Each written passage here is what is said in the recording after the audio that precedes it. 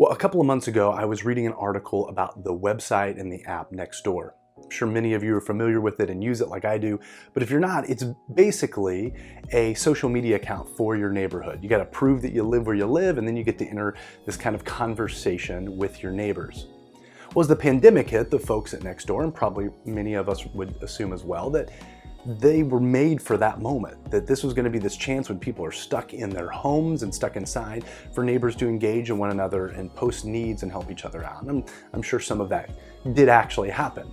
But this article was talking about kind of the dark side of what ended up happening on Nextdoor and how many neighborhoods actually ended up fracturing over political or ideological differences of things that got posted, arguing about what was misinformation and what was not. And people actually reporting kind of at an increased volume to the mods on Nextdoor, each other, reporting their neighbors, and actually ended up kind of backfiring. Neighbors ended up turning against one another more than actually kind of seeking unity. And as I read that article, it was just kind of struck me that neighboring is hard. You know, we so often want to find a shortcut, and as much as we would love for technology to make it easier than it is, it's just hard. It's time intensive, it's slow, it requires like interpersonal relationships and serving and a lot of different things to take place. And yet we're hoping, I think that's kind of the thing with something like Nextdoor, we're always hoping for something to make it easier than it is. And probably part of the reason we do that is because our neighboring muscles in general are kind of atrophying in our culture. It's becoming a lost art. And my fear is that during the pandemic, it's only gotten worse.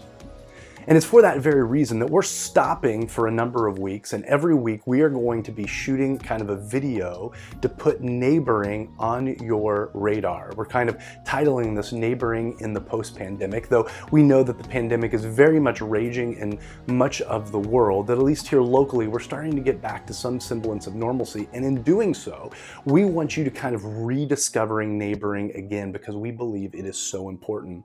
If you know anything about us at Renaissance, we're all about empowering dreamers, creators, and enjoyers of life to showcase the beauty of Christ in our city. And really, that showcase is a big deal. We're all about place. Place matters. Our immediate neighbors, the neighborhoods that we find ourselves in, whether we're launching a microchurch that looks more like a house church or one that's chasing after a justice cause or something that's lacking in our neighborhoods, all of it is based around place.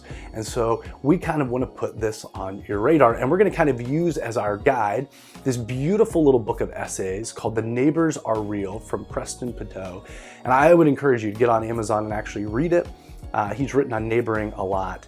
And this one in particular, he actually has 9 essays built around the fruits of the Spirit in Galatians 5, 22 and 23, when we hear about the fact that the Apostle Paul tells us that if the Spirit is in us, if it's really manifesting in us, we're going to see love, joy, peace, patience, kindness, goodness, gentleness, faithfulness, and self-control. And so we think these things, as Preston even brings out, should be manifesting in our neighboring as well. If the Spirit is in us, and if we're leaning into neighboring, if we're leaning into what Jesus has called us to. And so really quickly, the first one of those I want to talk about is love. And I'm not going to spend much time here because I think the other 8 are all just manifestations of love in different ways.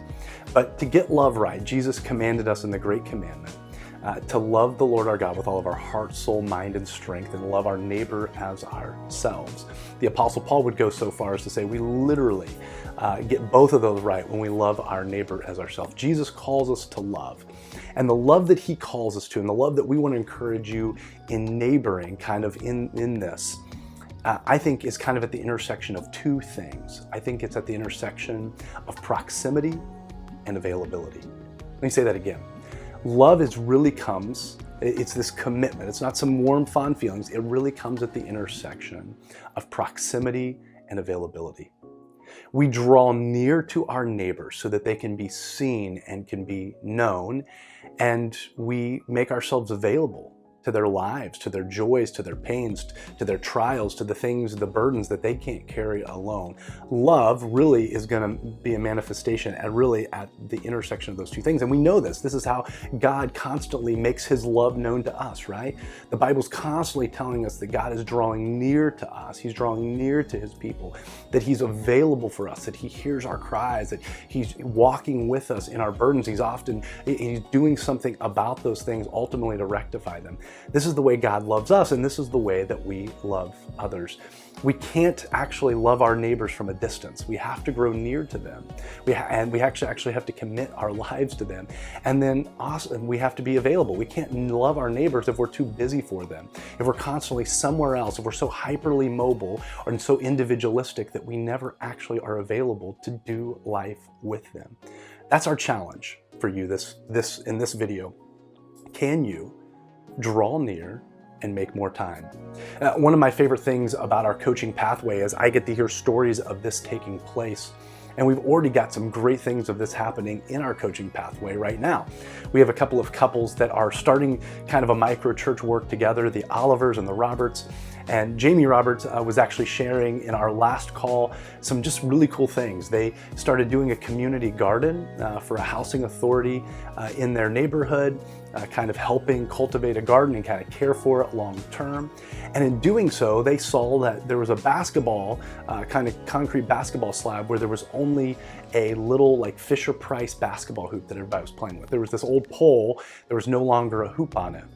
As they talked to one of the ladies in the complex, she actually had seen the same problem and had gone and gotten like one of those basketball hoops that you can move around with a base, but the base was missing.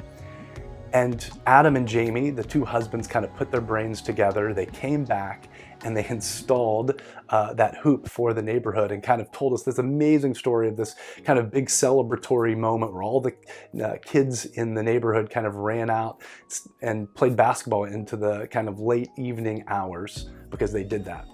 All because they drew near to some neighbors in their neighborhood, and then also were available to meet some of the needs that arose and they saw.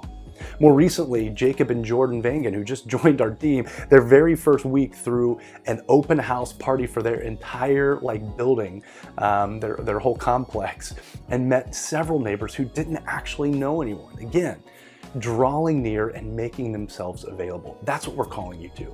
Now, that might sound really big, depending on how long you've been in your neighborhood or how easy neighboring comes to you, if you're an introvert or an extrovert. And so if that's difficult for you, we teach kind of a missional rule of life from Michael Frost's Surprise the World that really follows the acronym BELLS: bless, eat, learn, listen, and sentness. We kind of take an inventory of how we're being sent. Those first two are the ones that I would encourage you maybe to adopt in your own life to kind of get you going in this, which is bless and eat. And we just say that there's the rule of life on these, that we're trying to bless 3 people near us, in this case our neighbors, in some way each week. Sometimes that's going to be something grand, but a lot of times it's just going to be small acts of kindness, things that we can do to bless those that are closest to us. And then we're going to try to eat 3 meals with those nearest with us, and in this case, 3 times with our neighbors. How can we show hospitality and then also participate in the hospitality of others? How can we share meals? Because there is something sacred and amazing that happens over the table. If you get those 2 things kind of in your rhythm, you're going to start to draw near and be available by the byproduct of just putting it into your rhythm. And when you take inventory, you're not going to always hit that 3 mark for both of those, but you're at least kind of taking inventory. How well did I do each week? And how can I do better? And what ways could I do better this next week living into it? And I actually think that's a great rhythm if you've got a family for you to live into with your family as well. So that's your challenge. The first of these neighboring videos, we're talking all about love. Can you get closer to your neighbors? Can you get proximity? And can you make more space and time to be available for them? I know this is going to be a season for a lot of us of self-care, where we're going to go on vacations, we're going to take more time, we're going to get outside a lot more because we've been stuck inside.